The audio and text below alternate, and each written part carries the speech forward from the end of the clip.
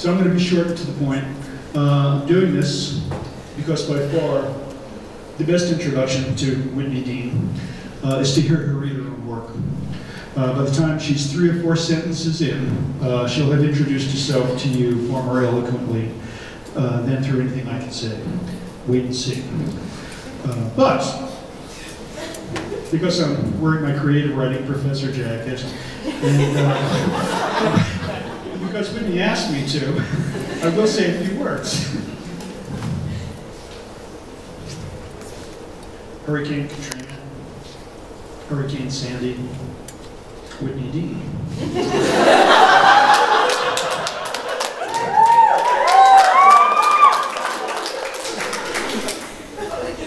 I should stop there. Forces of nature, all of them. But which is the most powerful? Katrina and Sandy, well, they're each geographically vast, but short-lived.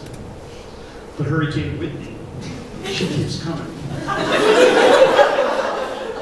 Since the moment she made landfall in Fort Collins 2 years ago, she's been Category 5. For all I know, she came out of the womb back in Florida as a Category 5. She's to fierce what Einstein is to smart. Yeah, thanks. That's a good line. For instance, here she is in the gym, deadlifting 345 pounds. Yep, 345 pounds.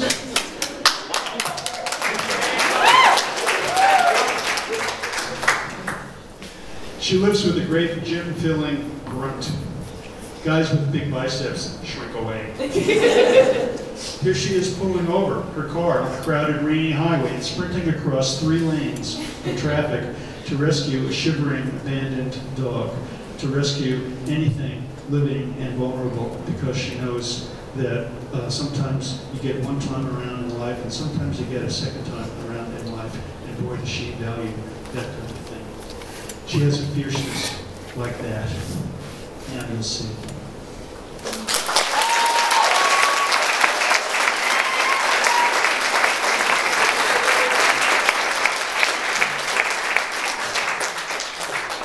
That was really nice. I'm 35 years old. I'm really big, and I'm probably going to cry a lot. I didn't realize. So just like try to ignore that. Put it up. Put it up. Put it up. Turn it.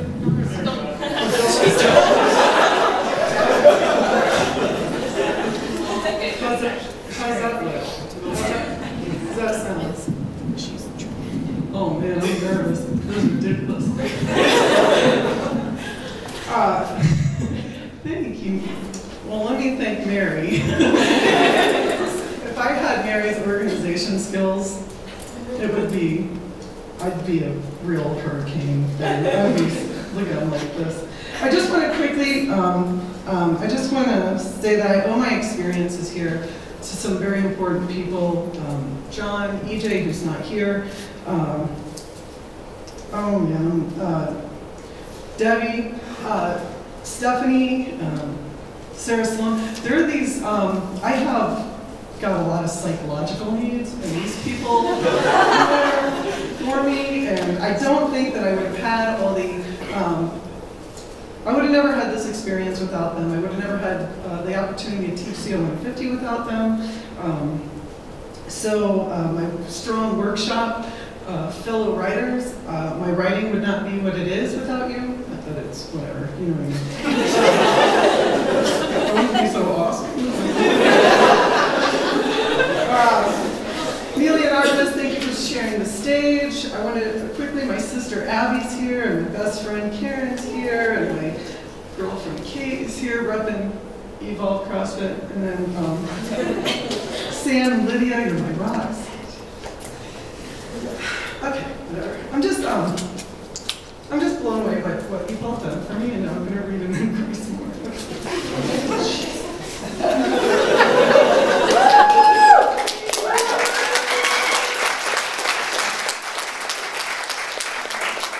Oh, CO150 is repping right over over here. Thank you.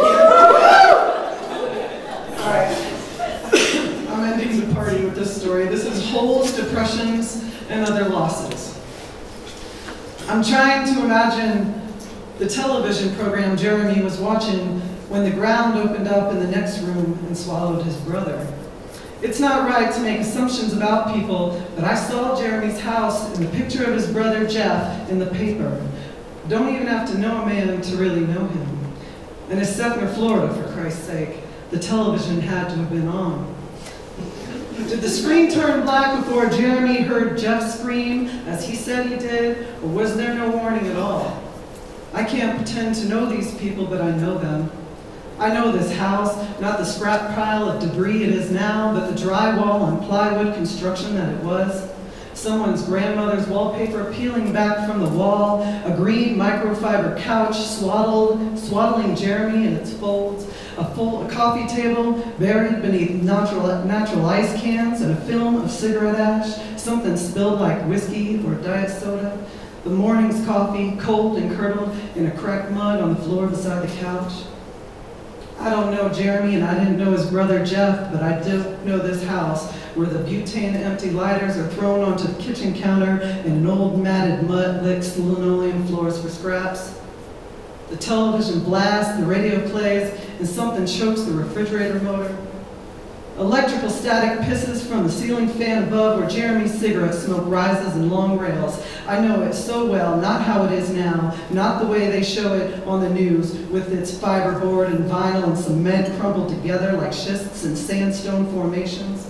But I know this house in Sefner like I've known my own, and I wonder, before the hole opened up, if the television was on.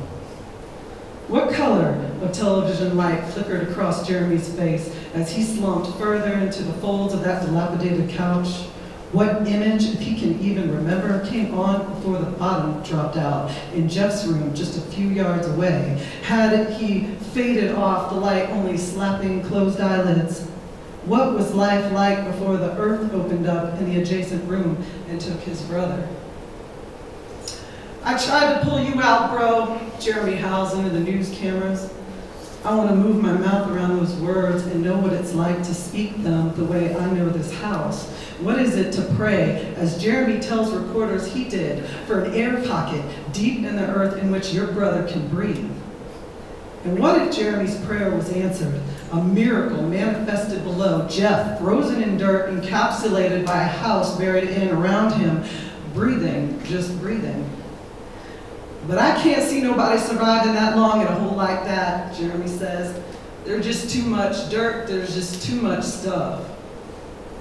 I know these guys, their family, their neighbors, sinking long before the ground sunk, and I bet the television was on. Beneath Jeremy and his tragedy, beneath Sefner, Florida, beneath a region stretching from Fort Lauderdale to Savannah, flows a cavernous river, sheltered by limestone and the dolomite that keeps the Florida peninsula afloat. We sleep in beds above a karst landscape, disillusion of bedrock upon bedrock. Our beds on a floor of sand and peat bog above a lake, a land of depressions where the bottom falls out and we lose our lives as we've known them to the unknown. Usually where there's a Sefner, there's agriculture, and often that crop is strawberries. Producing strawberries in Florida make winter a season for sinkholes because we prefer to eat our strawberries all year round, thank you. Such a delicate fruit, easy to bruise, extraordinarily hard to culture, harder than hard to harvest. Ask the migrant workers around August what oppressive, wet heat can do to the will to live. A strawberry plant's shallow roots require the soil to be well drained, yet constantly moist, particularly when flowering and seed maturation begins. Cold winters mean the crop is irrigated constantly to protect its fragile leaves from freezing. This can continue on into the spring should the weather fluctuate with any temperature that threatens frost. A delicate thing, this strawberry. And no one comes to you to ask you if you mind 1 billion gallons of water being pumped from the subterranean lake beneath your bed. But that's what happened not far from Seffner, and not too long before Jeff fell into the earth, when the strawberry farmers lowered the aquifer by 60 feet on account of a cold winter. I wonder if anyone thought of that limestone, that sedimentary rock, grains really, just microscopic bones of animals from the sea who fell themselves millions of years ago to where Florida once rested at the bottom of the ocean. Did anyone think those bones, now grains of sand, could conspire to swallow a man in his sleep? The news media makes very clear Jeremy and Jeff's socioeconomic status. Rural Hillsborough County at its finest. Jeremy standing in front of the news cameras, holding a picture with his brother in the lens, his cigarette burning in the same hand. Who wouldn't need a cigarette after what he'd been through? The picture is low quality, probably taken with a disposable camera. The photograph itself retrieved, no doubt, from a kitchen drawer after a desperate racing search. In the photograph, Jeff stands with poor posture in front of a Christmas tree, wearing a wife beater in typical Florida winter fashion. His black jeans are as faded as the tattoo on his left shoulder, indecipherable, but a skull or a demon of some sort, I'm sure. I just know these people. His body is strong, labor strong. His face wouldn't have been handsome on anyone else, but it's Seffner, just like Valrico or Apopka or Ybor or Riverside or any of those other communities around Florida surrounded by agricultural and industrial mining, and handsome just doesn't have a place there. Jeremy with his strong, slumped shoulders and chin-strap sideburns in front of the Christmas tree reminds me of my old friend Jimmy, which is all I can think about when I see this picture. It could have been my old friend Jimmy sucked in that hole. It could have been me. I could have been the girlfriend with the 2-year-old daughter on the other side of the house who heard screams and whisked my daughter from where she slept on the floor and ran to the wet grass on the front lawn, then to the pavement of the road, still warm from that daylight receded hours ago. I was almost that mother. And I met Jimmy when I dated Mike, when I was still dating Suzanne, but then Suzanne met Jimmy, and that's where we all settled down.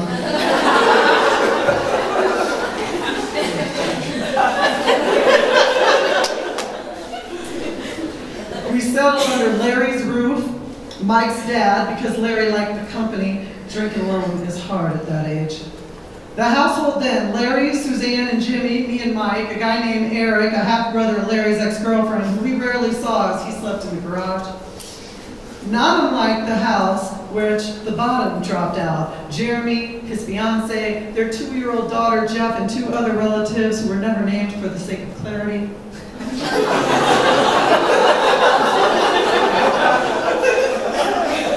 Now, I can't begin to know what Jeff felt being buried alive.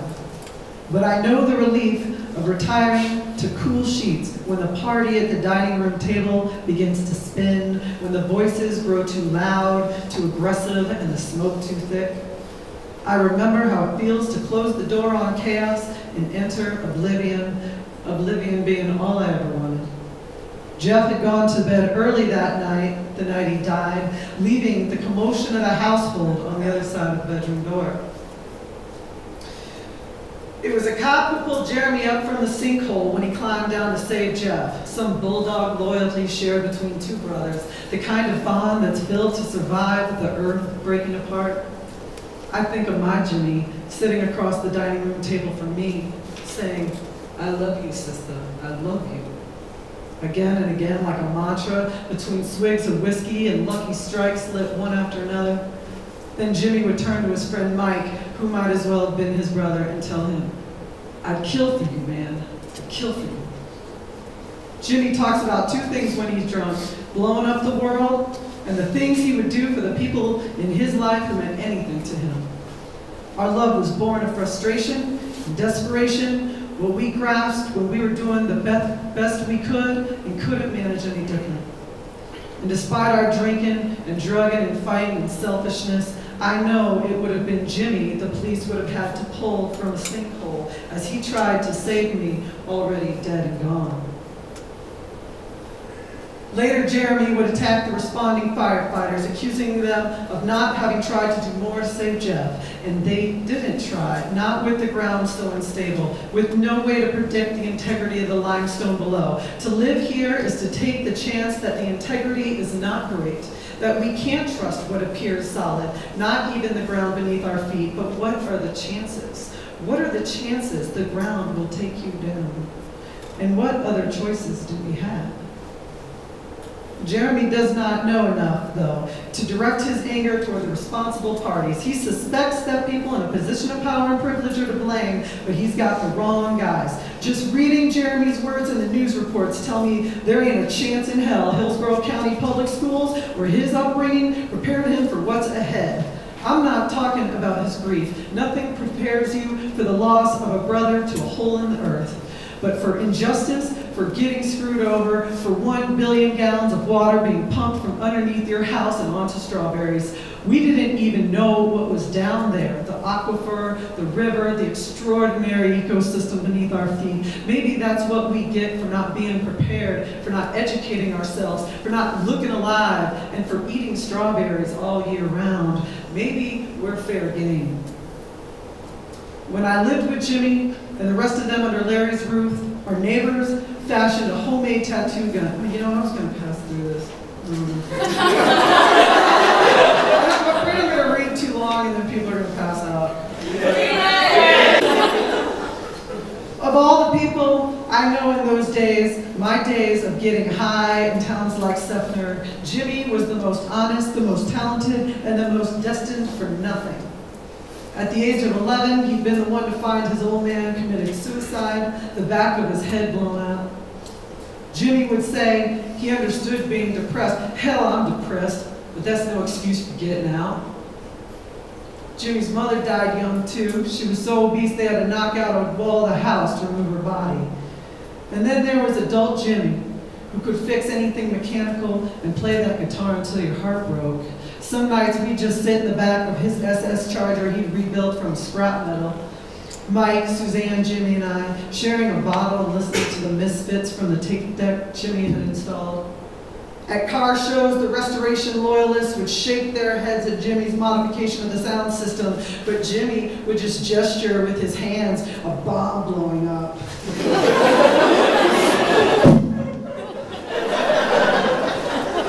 Sound effects and all, and watch the old men back away. Jimmy. I searched the photographs of Jeremy's property posted on the news outlets for an old car, a Charger maybe, in the driveway or along the street, but there isn't one. And why am I looking?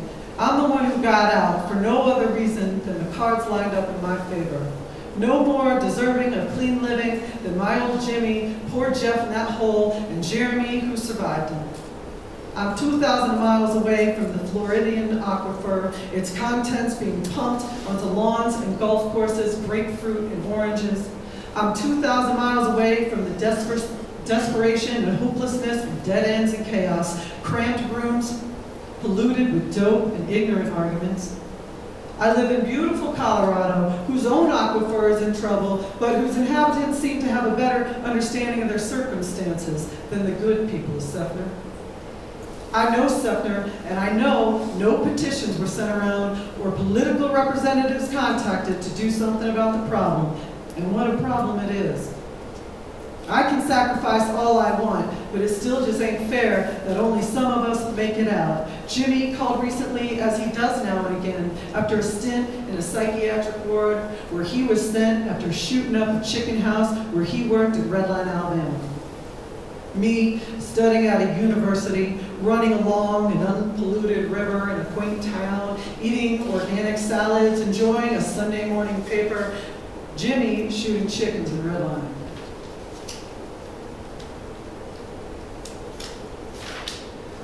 I wonder, after the initial shock of dirt, the pain of being crushed and suffocated, if Jimmy felt the pleasure of oblivion on the other side. Or did his fear just slide on a pain scale toward nothingness? In the news reports, Jeff's family thanks God for the whole house didn't go down in the hole with Jeff. I just thank God it wasn't worse, his mother sobs in the news camera, while various relatives and acquaintances of Jeff nod in agreement behind her. The merciful God that only took one son. But things couldn't have been worse for Jeff, and all the signs point to life getting a lot worse for everyone as the surface water recedes and the algae blooms, as concentration of livestock manure and leaky septic tanks run into remaining water supplies, undiluted by rains that fall in lower volumes, the wildlife disappearing, the droughts lengthening, and our very understanding of the world we inhabit transforming, and the holes, my God, the holes,